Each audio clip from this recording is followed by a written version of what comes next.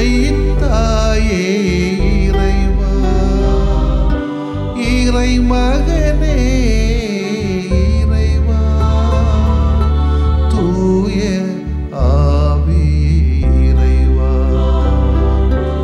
உம்மை புகழ்கின்றோம்.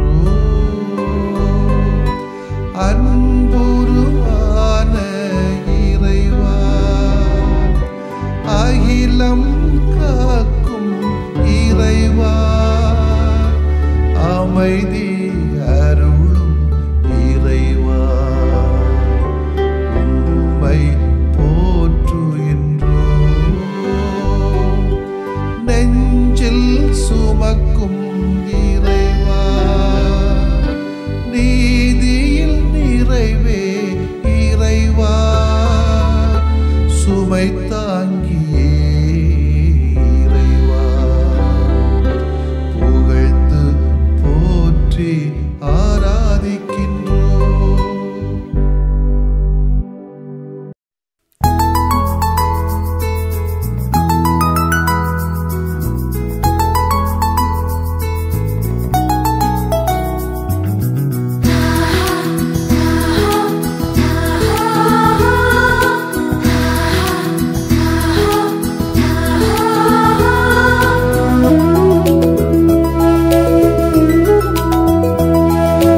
உயிருக்குள் உயிரான என் இயேசுவே,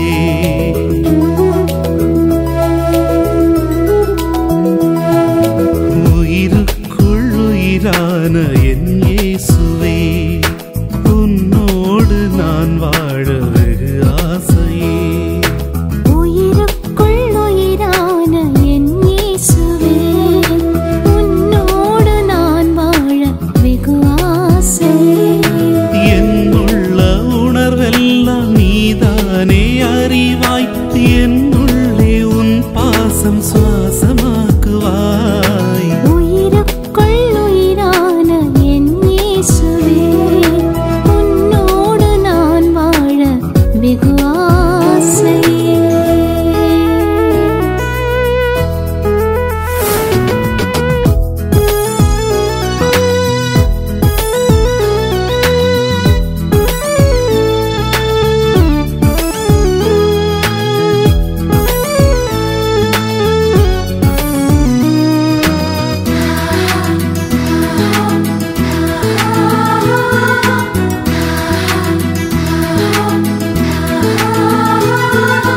உயிர் வாழும் வாழ்வு அழகானது, அதை உனக்காக வாழ்வது அர்த்தமானது.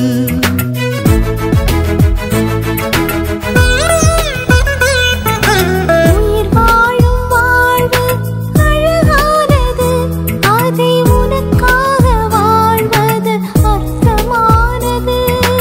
உன் வாக்கை உலகெல்லாம் வாழ்வாக்கவே, உன் உயிரின் உணவு எனக்கு என்றும் வழியாகுமே.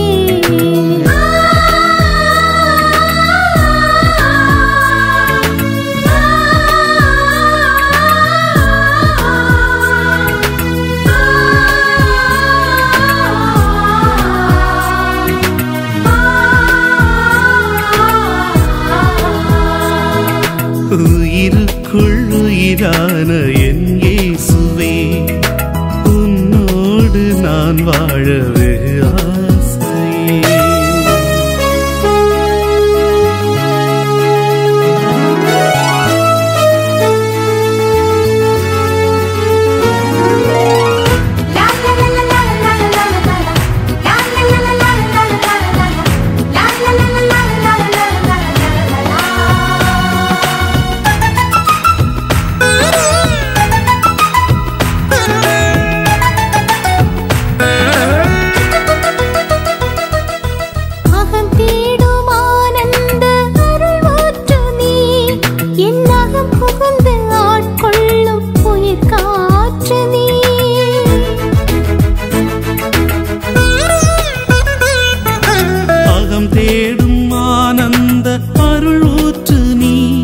என் அகம் புகுந்து ஆட்கொள்ளும் உயிர் காற்று நீ.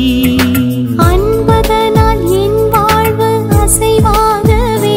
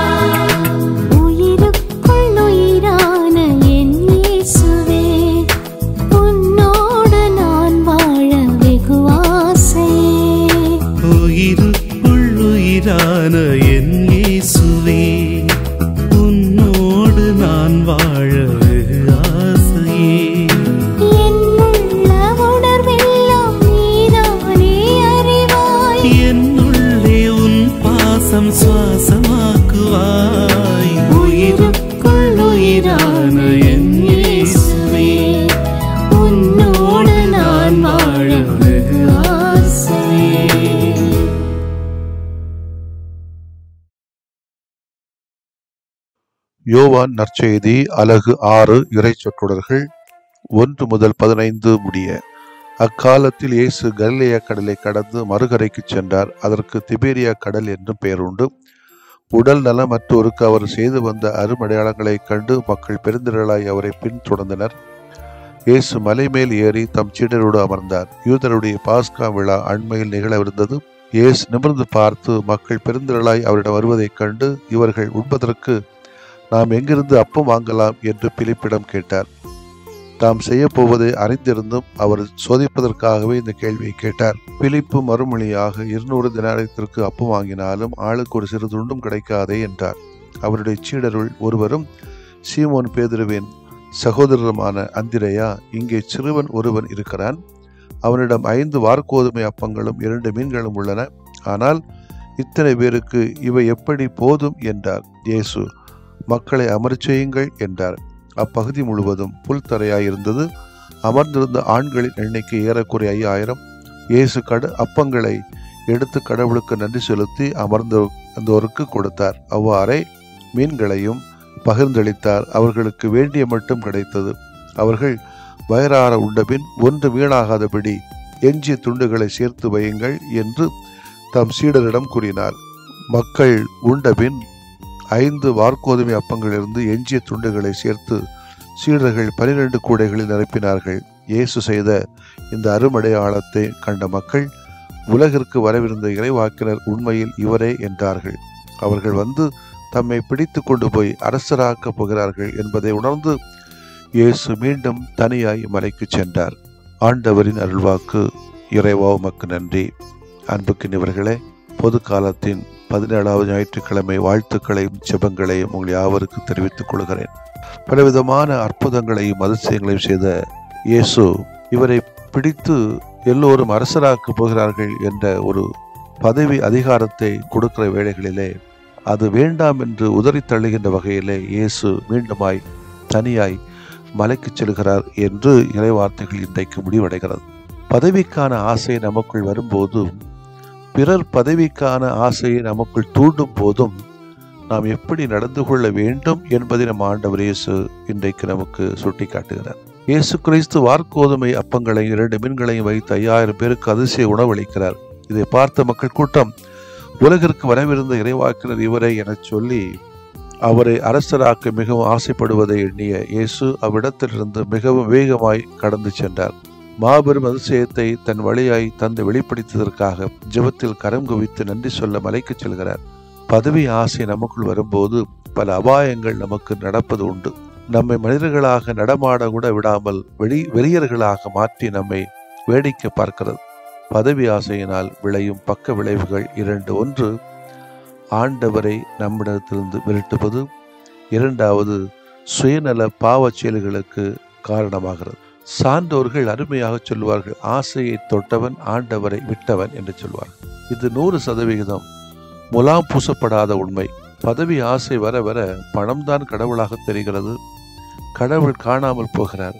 ஆகவே பதவி ஆசை வந்தவர்கள் ஊதாரி மைந்தர்களாக திரிகிறார்கள். எல்லாரையும் சொல்லல, அதிகமான பேர். இவர்களிடம் மனித நேயம், மக்கள் மையம் இவைகள் இல்லாமல் போகிறது. ஆசையின் உச்சகட்டத்திற்கே இவர்கள் செல்வதால் வாழ்வில் மன விரக்தியையே அனுபவிக்கிறார்கள். இது இன்றைக்கு காண்கிற உண்மை. 2வது, இப்போது பதவிக்காக ஆசைப்படுகிற பலர் பதவிக்காக பிறருடைய உயிரையும் எடுப்பதற்கு அஞ்சுவதில்லை. கூலிப்படையின் மூலம் மனசாட்சி இல்லாமல் கடவுளுக்கு அஞ்சாமல் இந்த அநீத செயலை இவர்கள் செய்வதும் இந்த பதவி ஆசையினாலே தான். இந்த 2 பக்க விளைவுகளையும் சந்திக்கிற மனிதர்கள் இந்த உலகில் நிம்மதியாகவும் அமைதியாகவும் வாழ்ந்ததாக இல்லை.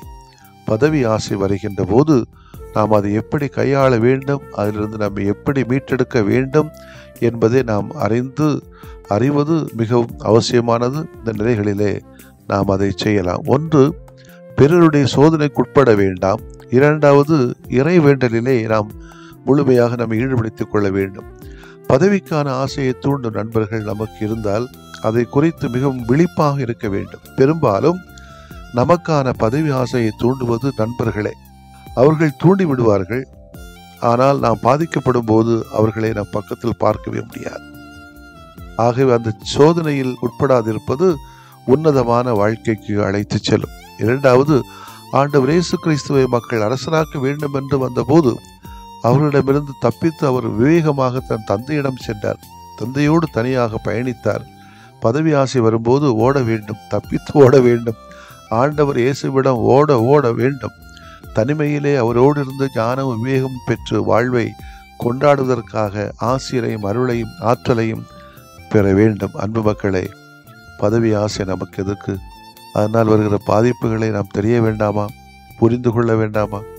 அந்த பக்கமே தலை வச்சு படுக்கக்கூடாது. இப்போதான் தெரியுது ஏன்டா இந்த பதவிகளில் நம்ம மாட்டிட்டு முழிக்கிறோம் அப்படின்னு. அந்த அளவுக்கு அநியாயங்கள் அட்டூழியங்கள் நடக்கிற பொழுது பார்க்காமல் இருக்க முடியாது. அது ஒரு பக்கம் இருக்கட்டும்.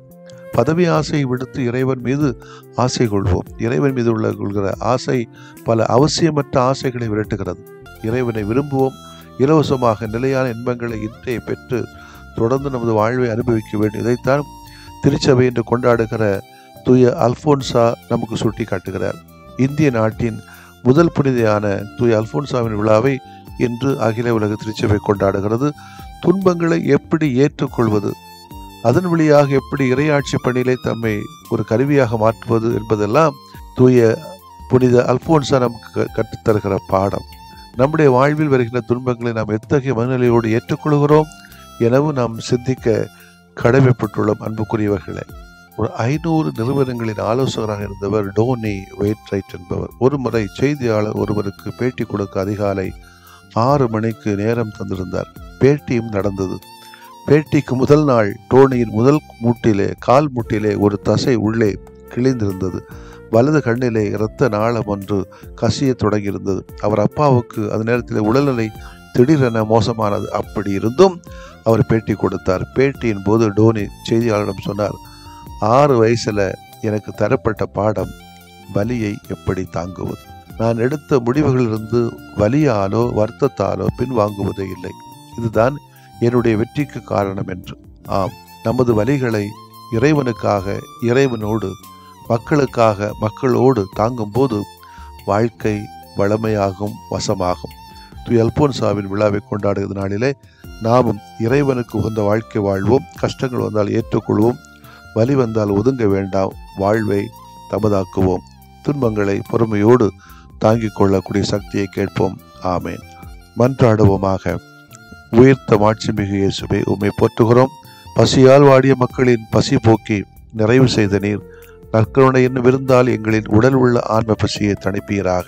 நாங்களும் சில அதிகார பசியினால் பாதிக்கப்படுகிற பொழுது அந்த அதிகாரத்தையும் அந்த பதவி ஆசைகளையும் தாண்டி சென்று உண்மையை மட்டும் பற்றி கொண்டு நீ விரும்புகிறபடி வாழ்க்கையை வாழ தேவையான ஆசீர்வாதங்களை தாரும் ஆண்டவரே. ஆமேன். நீங்கள் நம்பியபடியே உங்களுக்கு நிகழட்டும்.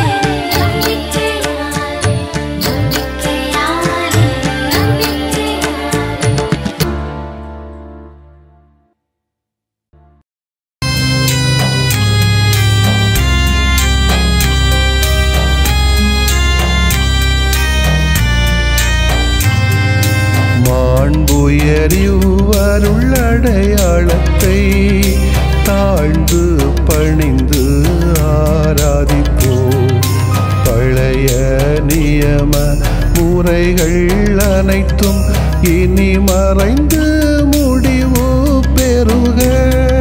புதிய நியம முறைகள் வருக. புலன்களாலே மனிதன் இதனை அறிய இயலா. குறைகள் நீக்க நம்பிக்கையின் உதவி பெறுக.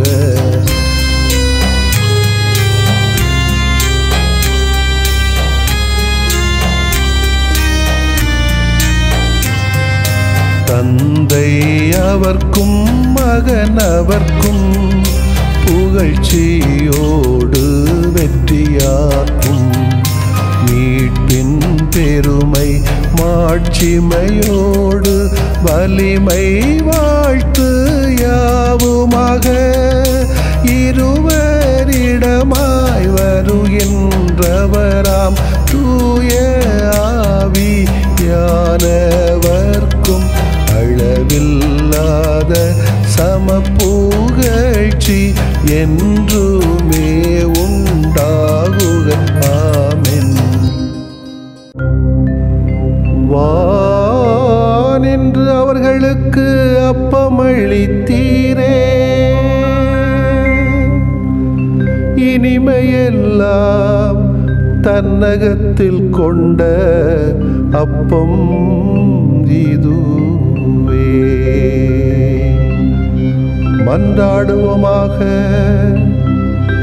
இறைவா, இந்த வியப்புக்குரிய அருளடையாளத்திலே உம்முடைய பாடுகளின் நினைவு எங்களுக்கு விட்டு சென்றீ. உம் திருவுடல் திருரத்தமாகியவற்றின் தூய மறைவருளை வணங்கும் நாங்கள் உமது மீட்பின் பயனை இடைவிடாமல் துய்த்து உணர்ந்து மகிழ அருள்வீராக. தந்தையாகிய இறைவனோடும் தூய ஆவியாரின் ஒன்றிப்பில் இறைவனா என்றென்றும் வாழ்ந்து ஆட்சி செய்கின்ற உம்மை மன்றாடுகிறோம்.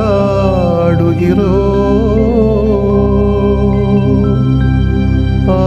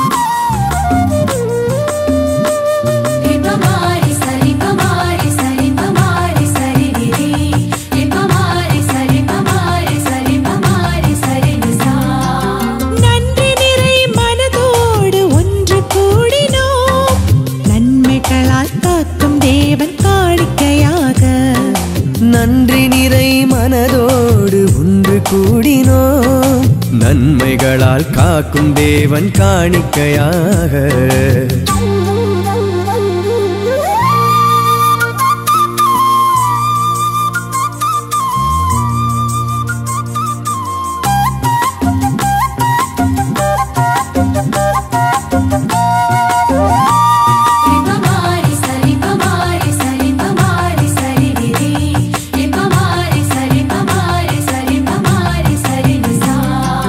மண்ணிலே மனிதராகும் வாய்ப்பினையும் மாண்புடன் மதித்து வாழும் நல்லுணர்வும்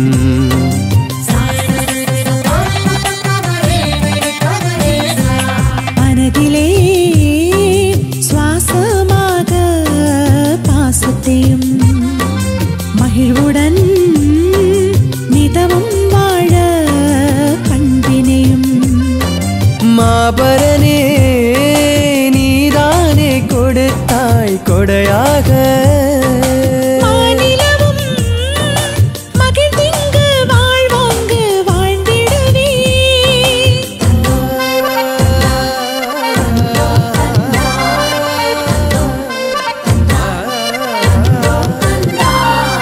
நன்றி நிறை மனதோடு ஒன்று கூடினோம் நன்மைகளால் காக்கும் தேவன் காணிக்கையாக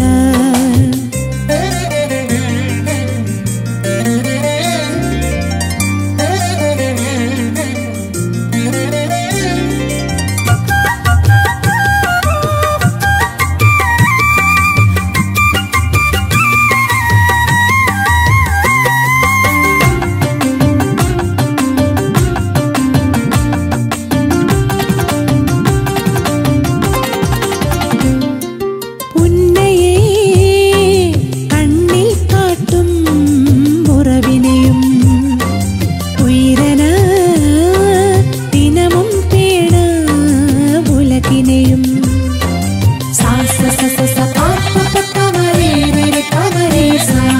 உணர்விலே உந்தன் நீதி சிந்தனையும் உதிரத்தில் உயிரின் தியாக கொள்கைகளும் புன்னதனே நீதானே உவந்தாய் பணி தொடர உலகெங்கும் சென்றன்பால் உன்னுடனே வென்றிடவே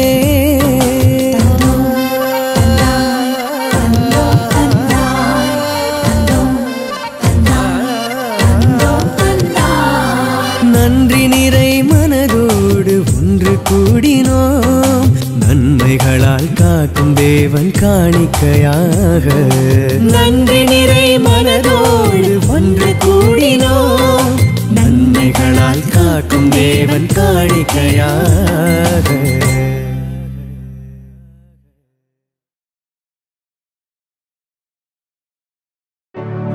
நிலையான புகழுக்குரிய தூய இறை நன்மைக்கு எல்லா காலமும் தொழுகையும் புகழும் போற்றியும் ஆட்சிமையும் உண்டாக கடவது போற்றியும் ஆட்சிமையும் உண்டாக கடவது. தந்தை மகன் தூய ஆவியாரின் பெயராலே ஆமென்.